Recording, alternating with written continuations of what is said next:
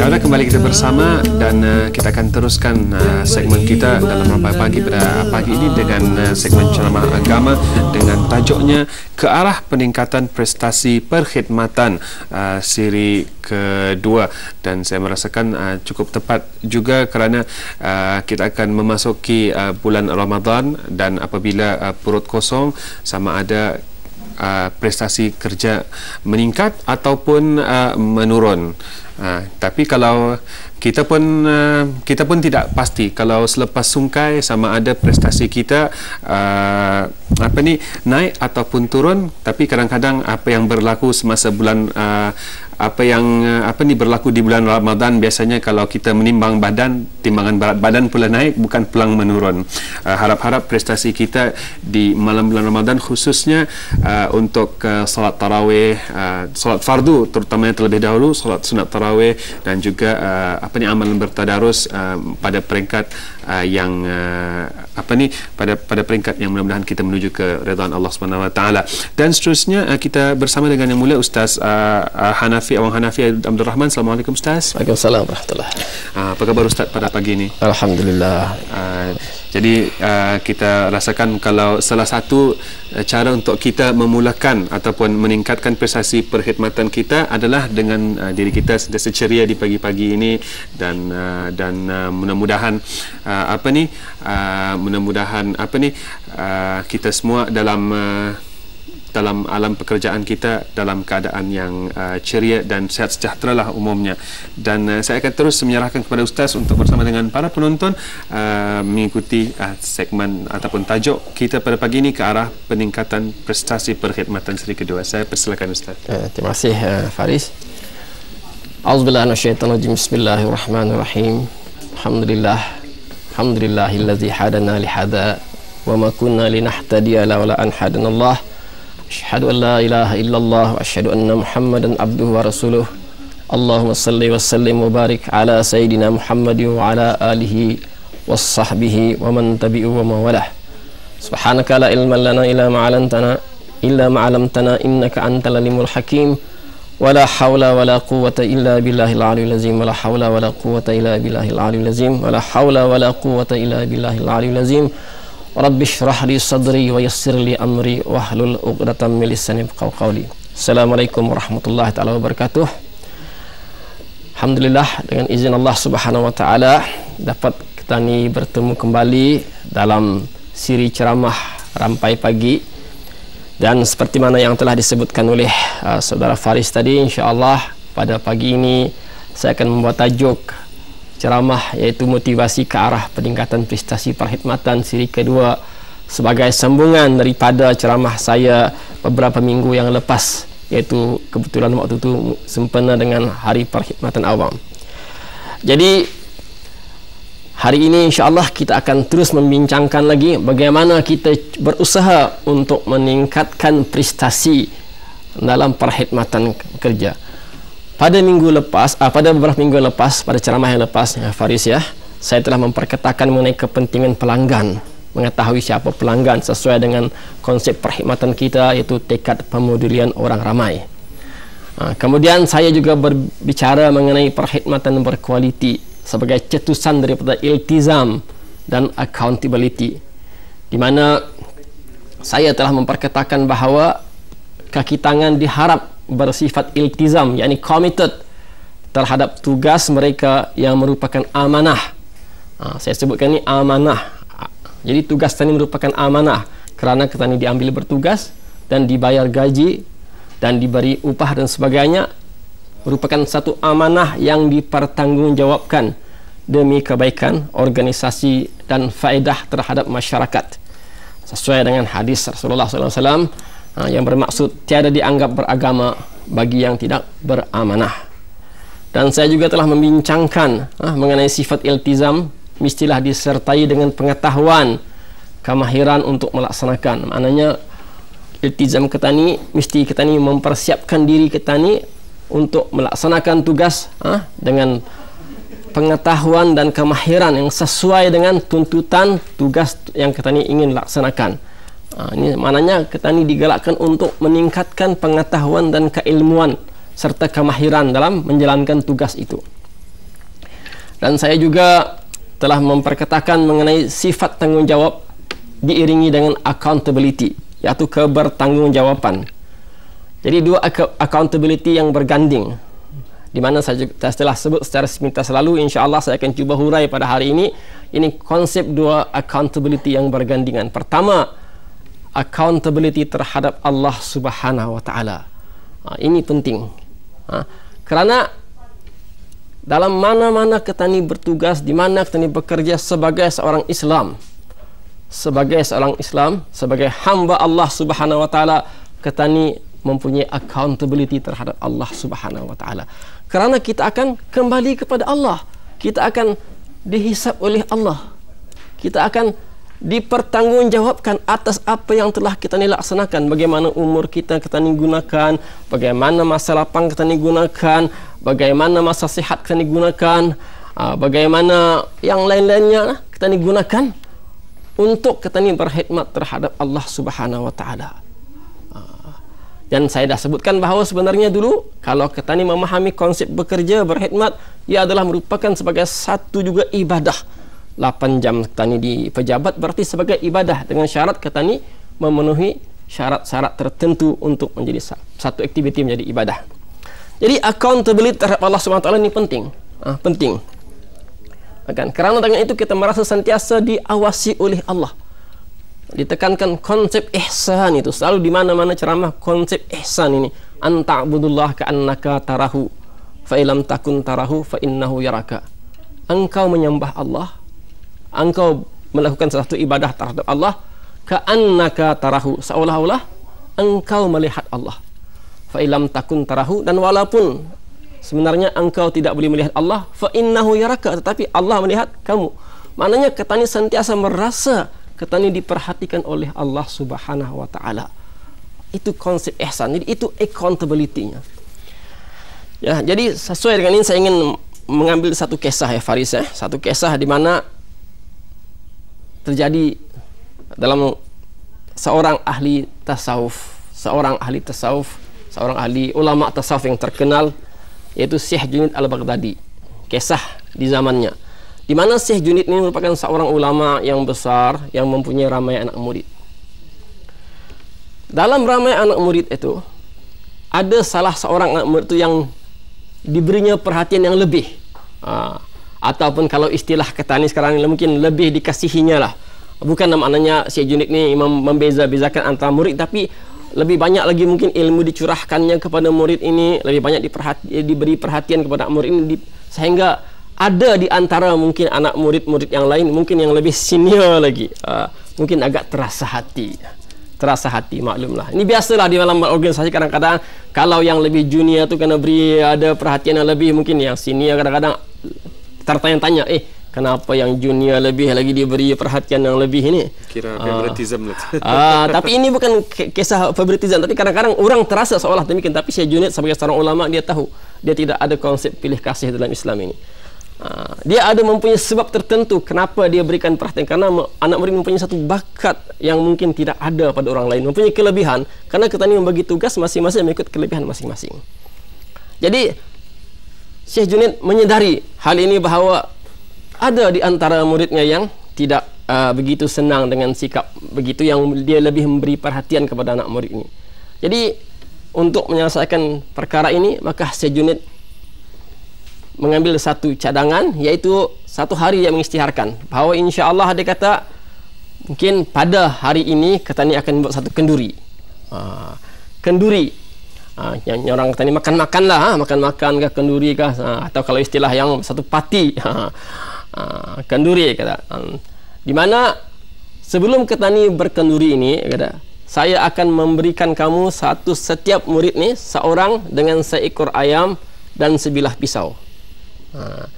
Jadi kamu mesti, syaratnya lah semua anak murid ini mesti menyembelih ayam ini. Dan untuk menyembelih ini dengan satu syarat Syekh Junaid bagi, bahawa kamu menyembelih ayam ini di mana tiada ada siapa yang boleh melihat kamu. Terpulanglah pada kamu di mana kamu menyembelih. Itu syaratnya. Selepas kamu menyembelih, kemudian kamu bawalah ayam ini. Setelah semua sembelih ketanilah masak ayam sebagainya itu, dan ketani membuat kenduri. Itu apa yang diberitahu oleh Syekh Junaid Al-Baghdadi pada anak muridnya.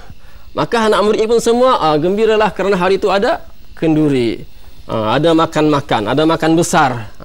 Jadi masing-masinglah membawa ayam dan sebilah pisau yang masing-masing dibekalkan, dan masing-masing menyembelih mengikut cara tersendiri. Ada yang syaratnya seperti mana? Orang dah melihat. Jadi ada seorang masuk ke dalam hutan tempat semak, kemudian lihatnya dan orang melihatnya, sembelihnya. Ada yang barangkali masuk dalam bilik ke, ada orang apa sebagainya, disembelihnya. Ada yang barangkali ke bawah meja ke sebagainya, masing-masing. Jadi masing-masing dengan cara masing-masing, dan kemudian setelah selesai menyembelih, masing-masing membawa ayam yang telah disembelih itu ke depan Syekh Junid untuk dikumpulkan dan untuk dimasak. Jadi semua datang membawa ayam yang telah disembelih, kecuali seorang sahaja, yaitu anak murid yang dikatakan, yang dikasihinya, yang lebih diberi perhatian, yang tidak dapat melaksanakan tanggungjawab. Ia membawa ayam yang masih hidup lagi. Jadi bila melihat macam itu, biasanya kalau ketani ada yang setengah-setengah yang belum jiwanya bersih, mulalah ketani memperkatakan, lihat tu, kan kasihi saja. Menyembelih ayam macam itu pun orang dah melihat dah boleh. Bila yang bawa melihat yang seorang ini membawa ayam belum lagi bersembelih. Kan. Kemudian apabila datang kepada Syekh Junid, maka ditanyakan oleh Syekh Junid, mengapa kamu tidak melaksanakan perintahku? Yang mana aku menyuruh kamu menyembelih ayam itu di satu tempat yang tidak ada orang melihatnya. Maka anak murid ini dengan penuh rasa rendah diri dan tawaduk menyatakan, wahai Tuan Guru, saya minta maaflah, saya minta ampunlah, saya tidak dapat melaksanakan tanggungjawab amanah yang Tuan Guru berikan pada tadi. Kerana saya tidak dapat mencari di mana tempat yang tidak ada orang, tidak ada yang melihat. Kerana di mana saya berada, di hutan kah, di bilik ke, di mana, saya rasa Allah melihat saya. Saya rasa Allah memerhatikan saya. Saya tidak boleh lari dalam dunia ini, saya tidak boleh mencari tempat di mana tidak ada yang melihat saya. Saya sentiasa diperhatikan oleh Allah Subhanahu wa taala. Bila mendengar jawapan ini, maka Syekh Junid berkata kepada anak-anak muridnya lain, wahai murid-muridku yang lain, kamu lihatlah anak murid yang seorang ini, itulah kelebihan dia. Itulah kelebihan dia, bahawa dia dapat merasakan bahawa dia sentiasa diperhatikan oleh Allah. Dia dapat menghayati konsep ihsan itu di mana saja dia berada. Sebab itulah aku melihat akan kelebihannya ini pada dirinya, bukan kerana aku untuk membeza-bezakan, tapi aku melihat dia mempunyai kelebihan. Maka itulah kadang-kadang aku bagikan lebih sikit perhatian demi untuk mendidik dan untuk terus lagi meningkatkan prestasi dirinya, meningkatkan kualiti dirinya dalam menuju kepada Allah Subhanahu wa taala. Apa yang kita ni pelajari daripada kisah ini? Ini konsep rasa accountability terhadap Allah Subhanahu wa taala. Maknanya kalau kita ni merasa di mana saja kita ni berada, sama ada depan bos kah, sama ada di kedai kopi kah, sama ada di kantin kah, di mana saja, sama ada tempat meeting kah dan sebagainya, kalau kita ni merasa kita ni ada accountability terhadap Allah Subhanahu wa taala, kan, bahawa kita ni akan cuba melaksanakan tanggungjawab dan amanah yang telah diberikan dengan sebaik mungkin, dengan sebaik mungkin. Jadi kalau macam itu, insya Allah, kalau kita mempunyai rasa ada accountability terhadap Allah ini, kita akan dapat terus meningkatkan prestasi kita ni. Kita akan dapat terus meningkatkan prestasi kita ni. Ini juga sesuai apabila kita lihat sebagai contoh lagi dalam kisah yang lain, di mana kisah Khalid Al-Walid, seorang sahabat Rasulullah, seorang panglima Islam, seorang panglima Islam yang terkemuka, Khalid bin Al-Walid. Dalam zaman pemerintahan Sayyidina Umar Al-Khattab, kan, Khalid Al-Walid sebelum itu, di zaman pemerintahan Sayyidina Abu Bakar, Khalid Al-Walid dilantik menjadi panglima perang untuk mengetuai tentera Islam berperang dengan musuh. Kemudian apabila Sayyidina Umar dilantik menjadi khalifah, maka apabila beliau melihat bahawa cara Khalid Al-Walid ini bukan dia tidak hebat, dia hebat, tapi cara berperang itu kadang-kadang banyak mungkin menyebabkan tentera-tentera Islam terkorban, taktik peperangan yang digunakan Khalid Al-Walid, maka Sayyidina Umar bercadang untuk menggantikan pimpinan tentera Islam ketika itu. Kemudian dia utuslah surat, maka untuk menggantikan panglima perang dengan seseorang yang lain. Maka Khalid Al-Walid menjadi tentera biasa. Tetapi Khalid Al-Walid apabila menerima hakikat bahawa dia ni bukan lagi panglima tentera, maka dia sudah digantikan orang lain. Tetapi dalam segi khidmat, dalam segi peperangan, dia tetap berperang bermati-matian, bersungguh-sungguh, tidak ada terjejas pun. Macam ketani kalau sudah kena turunkan ataupun kena ubah, Allah, ini orang motivasi ketani menurun. Tapi ini Khalid tetap sama, maintain saja hebat perkhidmatannya. Dan apabila orang tanya kepada beliau, Khalid Walid, mengapa engkau terus berjuang ini? Apa dia kata? Aku berjuang bukan kerana Umar. Aku berjuang bukan kerana Umar, tapi kerana Allah, kerana tanggung jawab sebagai seorang Muslim. Jadi begitulah. Oh, dia rasa accountability dia bukan berkhidmat untuk orang tertentu, tapi kerana Allah Subhanahu Wa Taala. Sama ada jawatannya panglima, sama ada jawatannya tentera biasa, dia tetap cuba melaksanakan sebaik mungkin tanggung jawabnya. Sebaik mungkin tanggung jawabnya itu. Itu yang rasa ihsan yang telah dapat dihayati oleh Khalid Al-Walid. Dan banyak lagi lah kisah-kisah seperti ini yang menerangkan kepada kita rasa accountability ini sebenarnya adalah satu motivasi yang penting untuk kita ni menjadi seorang cemerlang, untuk kita ni berkhidmat dengan sebaik mungkin. Dan juga dalam kisah yang selalu kita dengar, di mana Sayyidina Umar pernah menguji seorang budak yang menjadi penggembala kambing. Apabila Sayyidina Umar berjumpa dengan budak ni, lihat dia menggembala kambing, dia cuba menguji budak ni. Seorang hamba. Ai budak, dia kata, siapa punya kambing-kambing? Tuan saya, kata. Tuan kamu di mana? Di sana. Dia tak ada berada di sini. Bolehkah kamu bagikan aku satu seekor kambing ini, kamu jualkan pada aku? Maka budak ni kata, tak boleh. Ini tuan saya punya. Saya tak boleh jual. Saya ditanya akan kepada dia. Tak apalah, kata-kata saya, kau jualkanlah, bukannya tahu. Bukannya tahu, kau jual pada aku, kemudian kau beritahulah, kata. Mungkin kambing itu dimakan serigala kah, apa sebagainya. Maka budak tanya, fa'inallah, kata. Kalau macam ni kau menyuruh aku, di mana Allah? Seolah-olah Allah itu tidak ada kah? Seolah-olah anda melihat ketani kah? Sedangkan Allah melihat. Jadi tiga kisah yang saya paparkan ini menerangkan sifat accountability ini dapat membina satu rasa tanggung jawab dalam hati kita ni, dalam jiwa kita ni. Kenapa kita ni akan dihisap oleh Allah? Kita akan dihisap oleh Allah. Summa inna ilaina iyabahum, summa inna alaina hisabahum. Kita ni akan dihisap oleh Allah, akan dikembalikan kepada Allah, dan Allah kata, atas akulah untuk menghisap, memperhitungkan mereka, menjadikan mereka beraccountability, bertanggung jawab, dipertanyakan segala apa yang telah diamanahkan. Sudahkah kamu laksanakan mengikut kehendak dan ajaranku? Di akhirat kelak itulah accountability, yaitu accountability terhadap Allah Subhanahu Wa Taala. Kemudian yang kedua, accountability terhadap majikan dalam melaksanakan tugas berdasarkan huraian kerja atau job description, di mana kita ni dibayar upah atau gaji untuk melaksanakannya. Ini juga accountability yang kedua terhadap majikan kita ni. Walaupun bukan majikan di depan kita ni, tapi kita ni tahu bahawa kita ni akan dibayar gaji berdasarkan kerja yang telah kita ni persetujui untuk laksanakannya. Kalau dalam konsep sekarang ni, kita ni sudah ada huraian kerja kita ni. Dan huraian kerja ini berbeza mengikut seorang ke seorang. Itu sebagai garis panduan, tapi bukanlah mestinya atu yang mesti strictly orang kita ni mesti ikut secara strict. Tidak, tapi itu sebagai panduan. Inilah huraian kerja. Jadi patut kita ni cuba melaksanakan. Kita ni cuba melaksanakan apa yang tercatat dalam huraian kerja itu. Karena itu tanggung jawab kita. Berbeza seseorang, berbeza.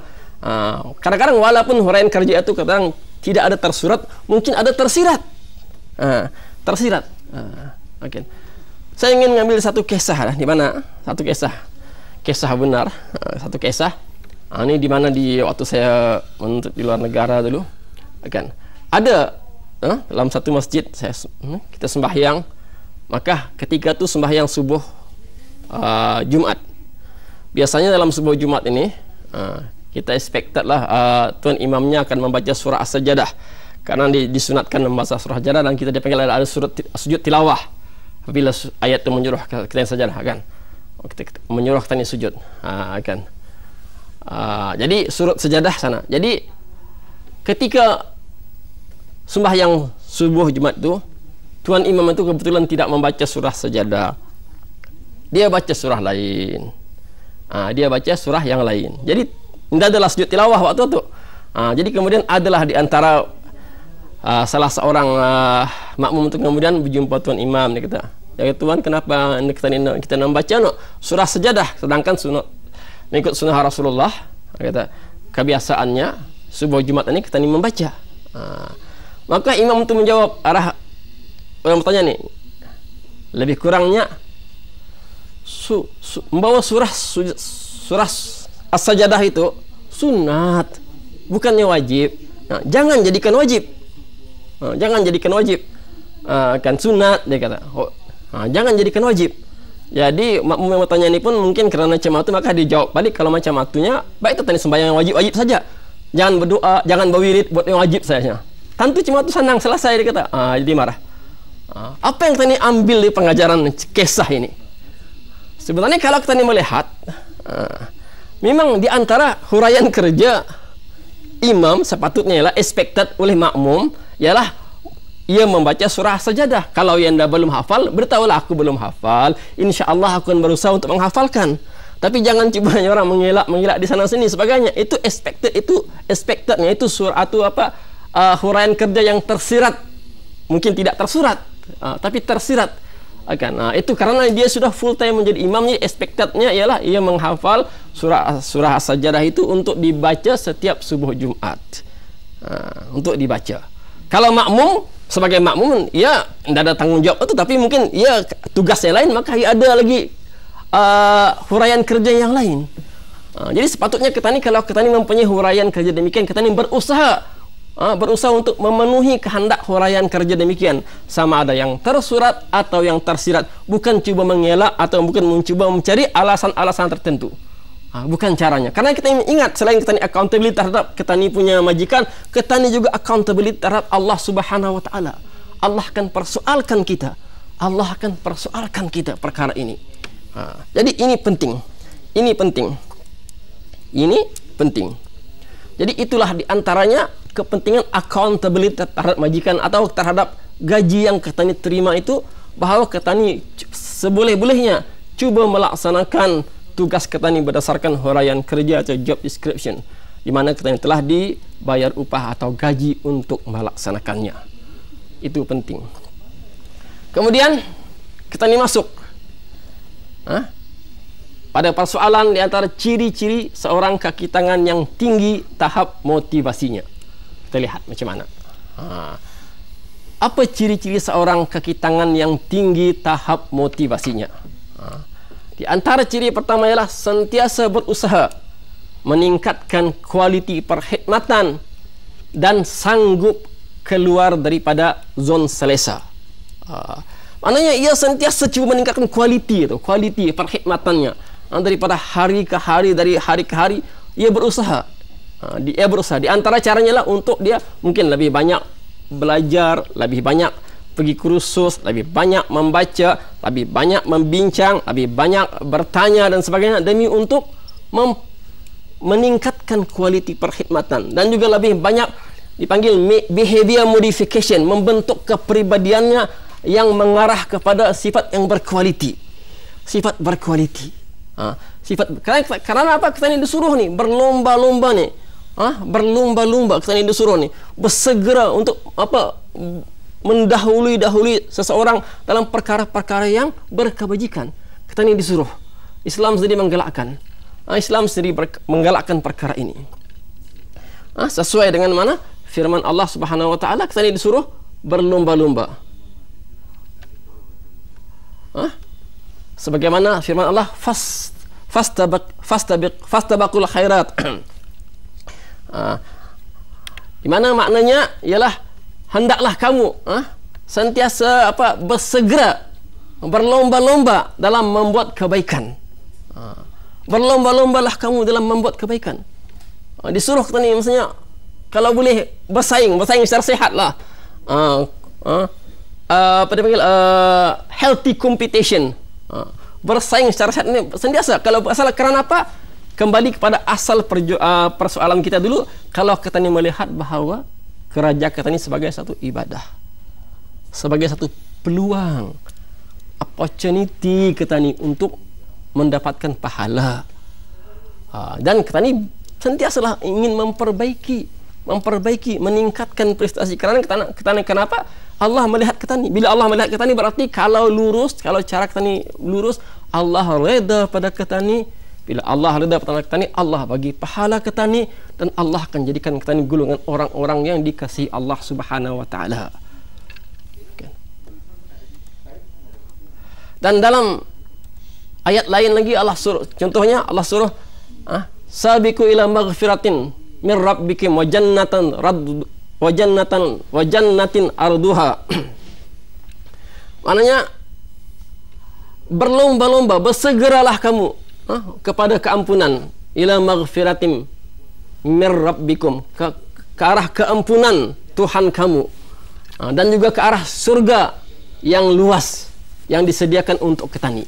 Ketani disuruh segera nih, berlomba-lomba. Maknanya kalau boleh ketani yang dulu segera, ketani lagi dekat, ketani lagi lakas, ketani lagi laju. Musabakah, berlomba-lomba. Disuruh ketani bersegera, berlomba-lomba. Jangan tanya, jangan tanya biar kada aku ndak apalah, kada kau muta. Tidak boleh.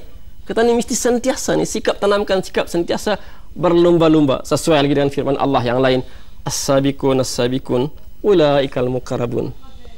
Orang yang dahulu mendahului, orang yang lebih laju ke depan itu, mereka lah orang yang didekatkan oleh Allah kepadanya. Mereka lah golongan muqarrabun, orang yang dekat, muqarrabin, orang yang dekat dengan Allah Subhanahu wa taala. Golongan yang al-muqarrabin dipanggil, golongan yang dekat kepada Allah Subhanahu wa taala. Disuruh kita ni segera. Jadi ini ciri-ciri orang cemerlang, ciri-ciri orang yang ingin meningkatkan kualiti perkhidmatan mereka. Jadi kalau perkhidmatan ini baik ketani, maka itu sebenarnya ganjaran daripada Allah. Selain daripada ganjaran gaji ketani lah, selain daripada bonus lah, bonus daripada Allah Subhanahu wa taala.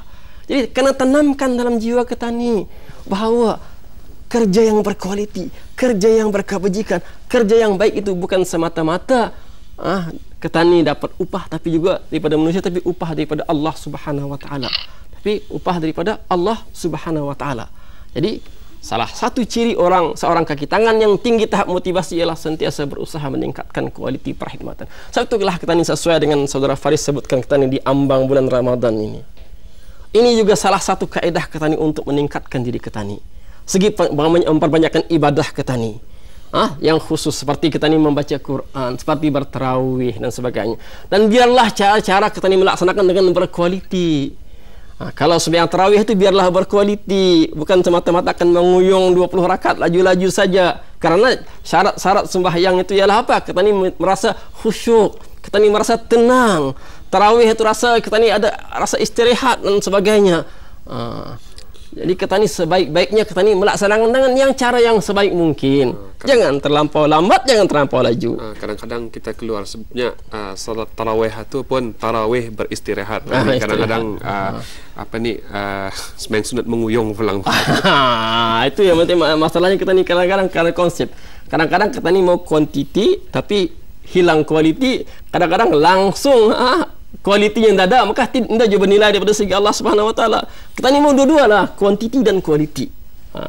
Macam itu dalam bulan puasa kita ni disuruh tadi berpuasa. Kenapa kita ni berpuasa? Di antaranya lah karena supaya la'allakum tattaqun. Itu tujuan tadi berpuasa. Ya ayyuhallazina amanu kutiba alaikumusiyam kama kutiba alal ladzina min qablikum la'allakum tattaqun. Wahai orang-orang beriman, diwajibkan kepada kamu berpuasa sebagaimana telah diwajibkan kepada orang-orang terdahulu daripada kamu. Tujuannya la'allakum tattaqun, agar kamu menjadi orang bertakwa. Maknanya puasa ini adalah satu latihan, adalah satu medan untuk kita ini meningkatkan ketakwaan ketani. Jadi bila orang bertakwa biasanya mananya secara tidak langsung meningkatkan kualiti perkhidmatan ketani. Sama ada ketani bekerja waktu bulan puasa, sama ada ketani beribadah di bulan puasa, kerana ingat bekerja itu sebagai ibadah. Jadi kita ni sebaiknya meningkatkan kualiti, jadikan kita ni internalize, menghayati perkara ini, jadikan diri kita ni menghayati, sentiasa berkualiti, tanamkan konsep kualiti dalam minda kita ni, dan kita ni laksanakan dengan diri kita ni bahawa apa yang kita ni buat seboleh-bolehnya biar kita ni berkualiti. Sebagai contoh lah saudara Faris, kalau orang sembahyang belum tahu sembahyang itu semua diterima. Yang diterima yang sembahyang berkualiti. Sembahyang berkualiti sebagai contoh lah.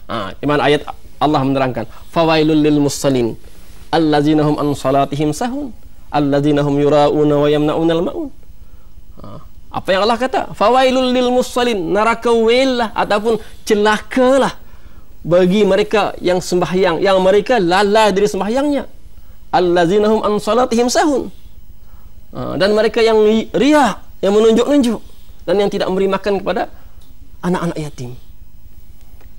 Jadi maknanya indah semua apa yang kita ni buat itu akan dapat ganjaran Allah kalau caranya anda lurus, kalau segi kualitinya indah menepati seperti yang dikehendaki oleh Allah Subhanahu Wa Taala. Jadi kembali pada persoalan kata ni, ialah ciri seorang kaki tangan yang tinggi tahap motivasi ialah berusaha meningkatkan kualiti perkhidmatan dan sanggup keluar dari zon selesa. Zon selesa ni comfort zone. Kata ni, alah, payah, tekan payah. Macam mana saja zon selesa ni? Jadi kata ni mesti keluar. Orang yang cemerlang, orang yang ingin meningkat, orang yang maju, sanggup keluar daripada zon selesanya kerana untuk mencari cabaran-cabaran yang lain lagi. Cabaran-cabaran yang seterusnya. Dan di antara cirinya lagi sikap bertanggungjawab, bukan hanya menyalahkan orang lain. Bertanggungjawab. Kadang-kadang kalau apa yang dibuatnya, apa yang dilaksanakannya, ia bertanggungjawab. Kalau kadang-kadang dia tersilap, kadang-kadang bukannya mencari salah orang lain, bukan mencari scapegoat, atau bukan mencari kambing hitam, bukan mencari kambing hitam. Kadang-kadang kalau ia tersilap, ia mengkaji, menganalisis di mana kelemahanku, kenapa salah ni. Cari dulu diri sendiri, jangan tunjuk orang dulu, ini kau punya salah ni, ini sana punya salah ni. Ini kadang kita kena banyak ni salahnya, menunjuk orang. Kadang-kadang minta maaf, lupa, satu jari menunjuk orang, 3 jari menunjuk diri sendiri. Kadang-kadang tadi lupa tu. Kadang-kadang. Ya Ustaz, dalam kita pun mempunyai beberapa minit saya lagi tinggal. Saya pun ada ingin satu soalan lah kepada Ustaz. Okay. Dalam salah satu ada kajian dibuat bahawa dalam apapun pekerjaan, sama ada pekerjaan itu di peringkat awam ataupun pekerja sendiri ataupun di mana-mana, memberitahu bahawa dalam pekerjaan 87% pekerjaan itu memerlukan people skill dan 13% technical skill. Jadi kadang-kadang saya merasakan sama ada sesama colleagues ataupun apabila kita berkhidmat dengan dengan para consumer ataupun dengan perkhidmatan yang lainnya, kadang-kadang people skill atau communication skill, people skill atau kurang dititik beratkan. Jadi apa pandangan Ustaz, dan kalau dapat Ustaz buat rumusan sebelum kita mengakhiri segmen ceramah kita pada pagi ini. Okey, terima kasih Saudara Faris. Ya, sebenarnya memang karena kita ni bekerja ni bukan seorang orang. Kita ni perlu bekerja berurusan dengan orang lain. Sama ada pelanggan dipanggil, kalau saya menyebutkan pelanggan dalaman, mana sama-sama organisasi kita ni, sama-sama kaki tangan kita ni, itu pelanggan kita ni juga tu. Contohnya orang daripada bagian keuangan kan meminta bantuan daripada orang bagian teknikal, bagian komputer, itu pelanggan kita ni. Dan juga pelanggan daripada luar organisasi kita ni, itu pelanggan. Jadi memanglah people skill ni memang penting. Memang penting dan tidak boleh lari, kecuali lah mungkin orang tu bekerja seorang orang dirinya barangkali tu anda perlu people skill kali anda banyak tapi macam mana pun dia bergantung kepada jenis pekerjaan seseorang. Kalau kita ni bincang ini, kita bincang dari konsep kompetensi ni. Jadi ia melihat jenis pekerjaan seseorang itu, tapi macam mana pun kita tidak boleh lari daripada dipanggil kemahiran kata ni perhubungan sesama manusia. Human relation ini penting di mana-mana, sama ada dalam technical, sama ada dalam human resource, sama ada dalam bagian customer service, perkhidmatan pelanggan, sama ada dalam pendidikan, mengajar dan sebagainya. Itu memang. Tapi kadang-kadang tahap people skill itu bergantung pada jenis tugas masing-masing. Mungkin kalau orang sebagai dalam peringkat penyelia, dia perlu lagi mempunyai human skill yang lebih tinggi lagi tahapnya, dibandingkan hanya minta maaf lah. Kalau hanya seorang minta maaf lah, seorang contohnya sebagai seorang pembersih, ataupun dibandingkan dengan seorang yang cuma banyak bertugas di depan komputer sahaja, kadang-kadang ia lebih menggunakan banyak mesin sebagainya. Tapi macam mana pun, walaupun seorang bertugas dalam bidang teknikal, bagian equipment, bagian peralatan, tapi ia pun tidak lari dari perhubungan dengan rakan-rakan sekerjanya, dengan orang luar dan sebagainya. Tapi tahap people skill itu bergantung kepada jenis pekerjaan seseorang itu. Itu tidak menafikan people skill kita, dan dalam berdakwah, dalam Rasulullah sendiri adalah orang paling hebat dalam people skillnya. Seorang ahli psikologi yang paling agung sekali, yang memahami jiwa orang, yang memahami kaedah perhubungan sesama manusia. Sebenarnya memang itu tidak dinafikan. Jadi dalam apa kita ni pun bertugas, insya-Allah people skill itu adalah penting. Saya setuju sekali lah. Okay. Dan sebagai rumusan Ustaz untuk pagi ini, okey, jadi sebelum saya menutup ceramah saya sini, jadi saya ingin memberikan satu ayat sesuai dengan di mana Allah berfirman, "Wa ma asabakum min musibah fabima kasabat aidikum wa ya'fu an katsir." Dan apa jua yang menimpa kamu dari sesuatu kesusahan atau bala bencana, maka ia adalah disebabkan apa yang telah kamu lakukan dari perbuatan-perbuatan yang salah dan dosa. Dan daripada itu Allah memaafkan sebahagian besar dosa kamu. Maknanya ayat ini menerangkan bahawa jangan semata-mata menunjuk kesalahan orang lain. Kadang-kadang kebanyakan kesilapan yang menimpa kita ni adalah berpunca dari diri kita ni sendiri. Patutnya kita ni banyak muhasabah diri, banyak cek diri kita ni, salahkan diri dulu, kaji diri, analisis diri dulu sebelum menyalahkan orang lain. Jangan kita ni terlalu banyak budaya menyalahkan orang lain. Bukan dah salah, bukan dah boleh menyalahkan orang lain kalau mana orang tu tanya tak salah. Tapi first and foremost, kaji diri kita sendiri dulu. Itu yang penting. Semoga dengan ini insya-Allah kita akan menjadi seorang kaki tangan yang mempunyai tahap motivasi dan terus memberi khidmat yang paling berkualiti. Sekian, wabillahi taufik. Assalamualaikum warahmatullahi taala wabarakatuh. Ya, waalaikumsalam warahmatullahi. Jadi Ustaz, kerana kesuntukan masa, keterbatasan masa, kita mungkin akan sambung di siri akan lain, dan insyaallah kita akan bersama di lain kesempatan. Terima kasih Ustaz kerana bersama. Sama. Okey.